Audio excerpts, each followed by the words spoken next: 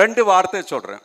ஒன்று MA IEDயில் முடியும், இன்னொன்று BU IEDயில் முடியும். ஒன்று மேரிட், ஒன்று பரீட். புரிஞ்சிட்டியா? ஒன்று மேரிட், ஒன்று பரீட். மேரிடுக்கு 2 R போட சொல்கிறாங்க உங்கள் பிரின்சிபல். அவங்க தானே இங்கிலீஷு? ஆமாம், 2 R.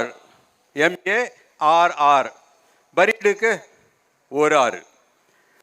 மேரீடு நான் சொல்கிறோம் இல்லையே. அப்போ என் பிள்ளை எப்படி ஞாபகம் வைக்கும்? எனக்கு தாய்மொழி தமிழ் நமக்கு. அப்போ எப்படி ஞாபகம் வைக்கலாம்? திருமணம் பண்ணும்போது ஜோடியாக இருப்பாங்க, அதனால 2 R.